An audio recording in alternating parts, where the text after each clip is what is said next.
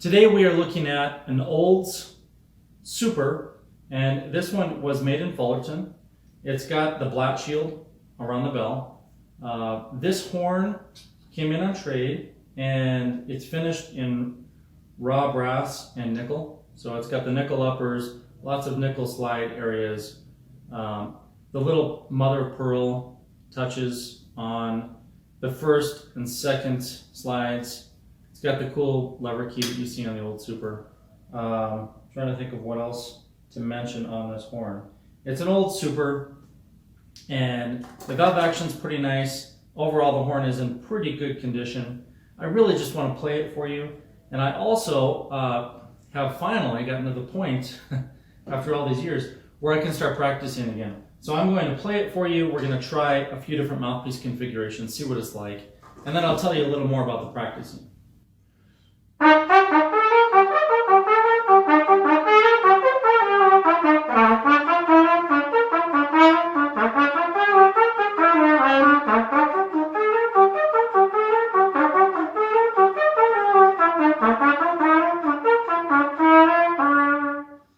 All right, so the first thing I'm going to say about this horn is that it feels very open, and I usually like that, so it feels comfortable that way. It has a warmth to the tone that you don't get out of a lot of horns today, and I'm going to push it a little bit just so you can hear that.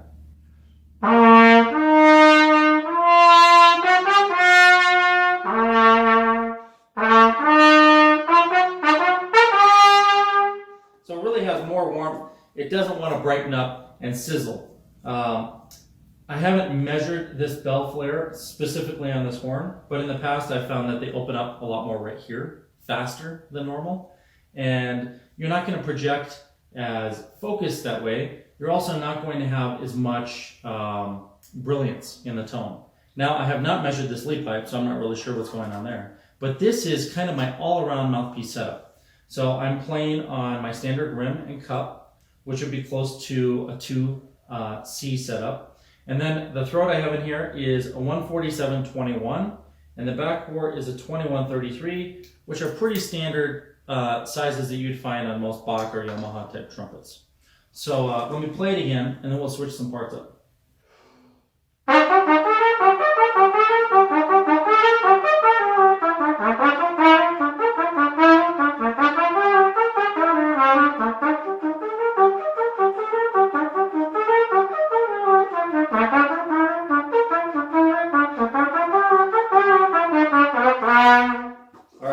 So let me say this, I haven't practiced in over 7 years, and a lot of you would say, well, that doesn't even make sense. I have a physical condition. I was born with some birth defects that make trumpet playing hazardous to my health.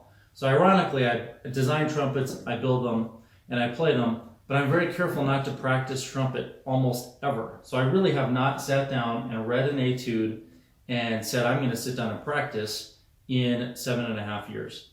And that's because 7.5 years ago, I had a major stroke and a major heart attack, and I pretty much almost died. And you can read about that on my blog. But because of my birth defects, playing a lot of trumpet can cause more strokes and heart attacks, embolisms, aneurysms, really not fun stuff. So I've been very careful to get myself back to a place where I'm very strong and have dealt with these issues so that hopefully I don't have a recurrence, because I've been dealing with that ever since I was born, having strokes and heart attacks and all that fun stuff. But I'm getting back into practicing now, and several times I've almost launched the new Trumpet Momentum series where everyone can follow along and work with me on etudes and scales and all that kind of stuff. And it really hasn't happened because I've had setbacks. But today is my first day. What is it, November 4th? 2019. Mark this as my first day of practicing. Now, with that said, I have not played this piece in probably 8 or 9 years. I don't know, when I last played it, but it definitely wasn't in the last 7.5. That's okay. I just opened up the Charlier and wanted to play some stuff. I'm going to open up some other stuff in here as well. But I'm really going for the best I can. The articulation in this piece and the phrasing at the same time, and then having that second kind of repeat section softer. So I'm going to try it one more time, and then we'll switch up the mouthpiece.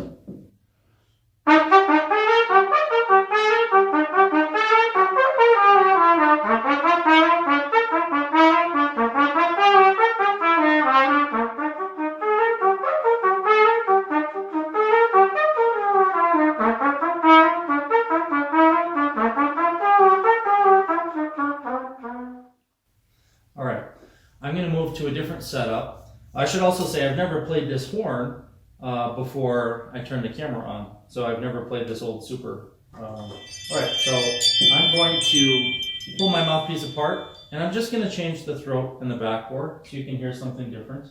So we're going to go to the next size up. It's not really the next size up, but for me, it'll be the next size up. I'm going to go to a 160 throat with a 22 backbore. And the Charlier, of course, is French. And I always kind of imagine most of these as being very lyrical, even though they may have a lot of articulation, very lyrical, softer for the most part. And I always imagine them as cornet more than trumpet. So I think this is going to get closer with that larger 22-35 backbore and the 160 throat.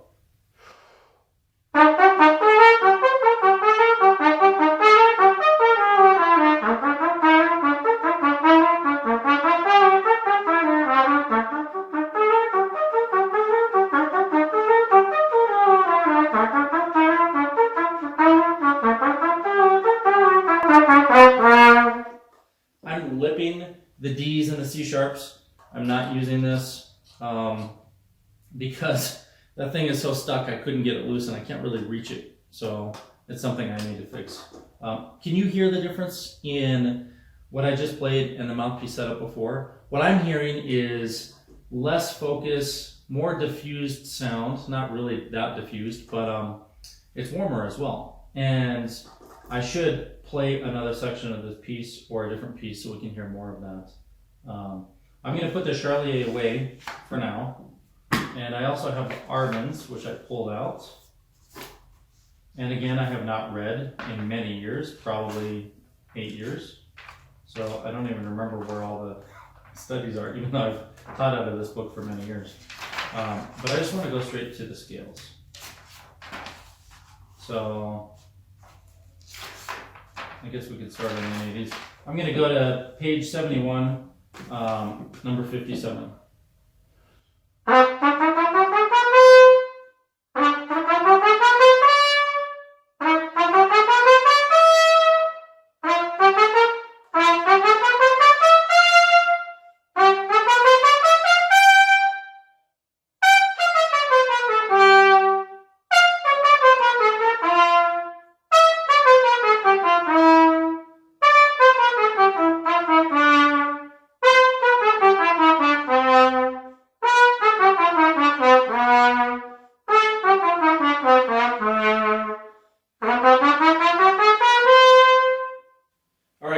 Did get my finger in there. I normally hold the horn with my middle finger, but that time I got my ring finger in there like a lot of you do. And it actually, the feeling is okay. So a few notes on the horn and then a few notes on my first day of practice. I'm not going to bore you with my whole practice session here on this live video, but I am going to give you just a taste of what I'm going to do in my practice session. And you're watching this on YouTube, I imagine now, but I'm actually going to film the rest of this on a Facebook Live and talk a little more. So if you do want to catch up and see all the stuff I did, you can go to the archived Facebook Live and watch the rest of it. I forgot really how this exercise works, and it's been so long since I've really looked at the Argons that these first 100 pages or so, man, I haven't really looked at that stuff in many, many years. And it's interesting how the dynamics actually say you should get louder as you go higher. And I kind of disagree with that personally. The Argons, I feel like, that happens throughout the entire book. And I usually teach that it would be better to be more musical about it and maybe get louder when it's musical. But this is just a study of scales. And I feel like if you're really going to get the maximum work in your embouchure and aperture control, then it might be better to get softer as you go louder. So I'm going to play another one, and I'm going to get softer as I go louder on some of these. I'm going to go to number 51, which is in A.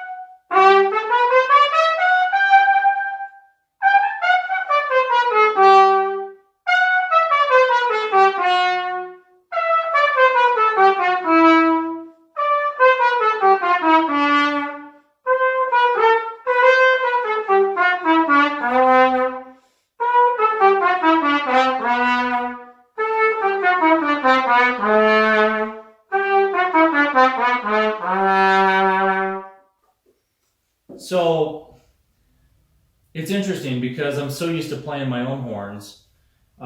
It's interesting playing on this kind of a horn because it almost to me has a softness, but almost like a nasally sound with this mouthpiece setup. I'm going to change that, go to the biggest one that I have sitting here, and see how that changes things. So now I'm going to a 190 throat with a 22 exit. And then the backbore is going to be, let's see, a 2237. So this is going to be a lot more diffused, a lot bigger, a lot warmer. And I hope that the dynamics are coming out on that microphone.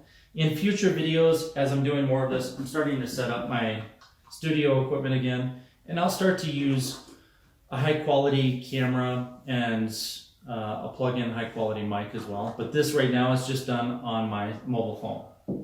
All right, let's go to number 53.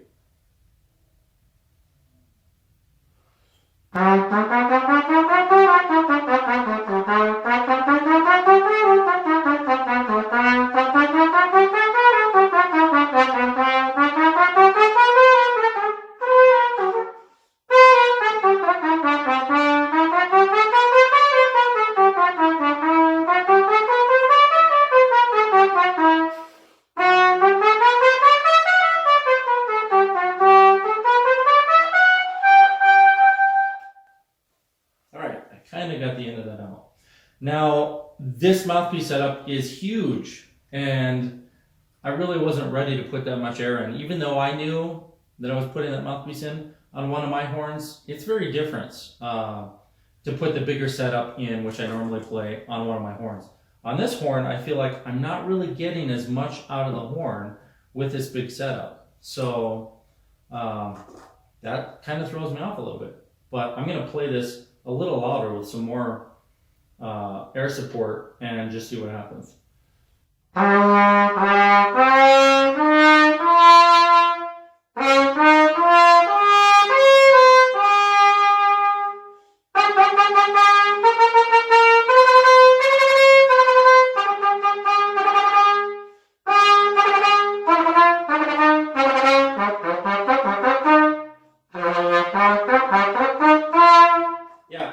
Feel like this setup is just too big for this horn because I'm really not getting the full tone and getting it to speak like I'm used to on, say, a summit trumpet. So I'm going to go back to my original setup. I think that the one before this was okay, but I still think it was too big for this horn. So I'm going to just go back to the original, which was a 147, 2133.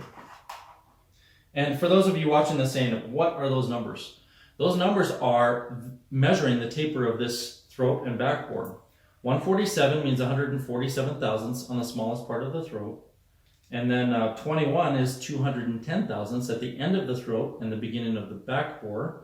And 33 is 330 thousandths. So it's just getting bigger. And we use these numbers at Harrelson because it's the most accurate way to tell you what we're doing, rather than saying we're playing on an 18 throat and a 22 backbore and all this stuff that nobody really understands. We have just giving you the pure measurements of what's happening. And you can compare those to the pure measurements of any mouthpiece. So we have the measurements of almost every mouthpiece that's common, and then a huge number of those that aren't that common. So you can always find those. If you want to know the specific throat and back bore of a mouthpiece, call us. Excuse me, call us and we'll let you know. All right, I'm going to play something else. Ooh, forgot about these. Well, let's see if I can even play these. So this is page 56 out of the Arvins, number 69.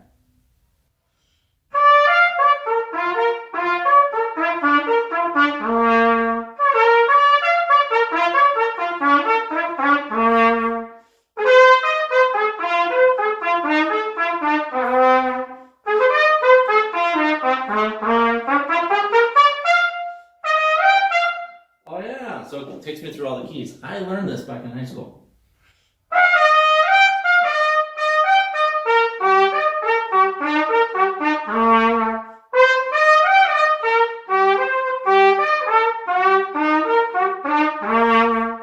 Yeah, I kind of need a lot of practice.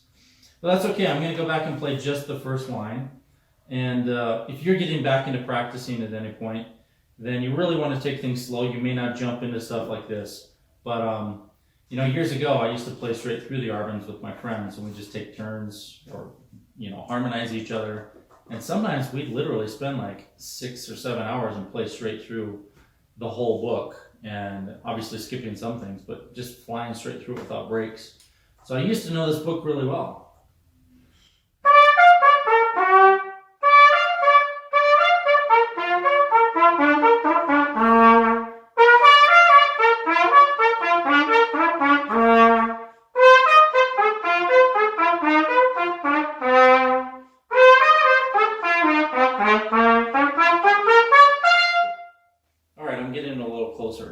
But what I'm feeling right now on this old Super is that a standard setup mouthpiece really feels a lot better. I could probably go a little bigger, but overall, I like it.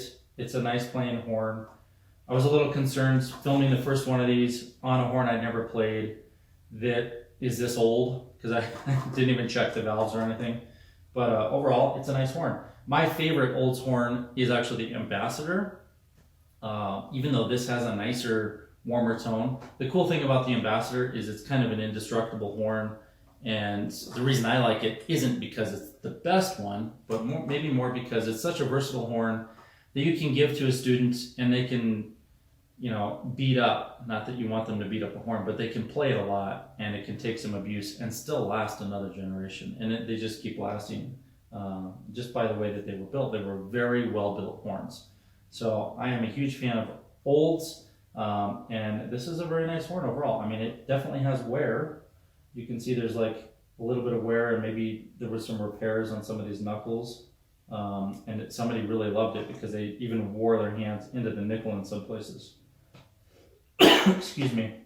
So I'll probably do another video with a mod kit on this horn in one of my other practice sessions, so you can hear it as we improve the efficiency. All right, I want to thank you for joining me, and I'll catch you in my next practice session where I play another horn that I did not make.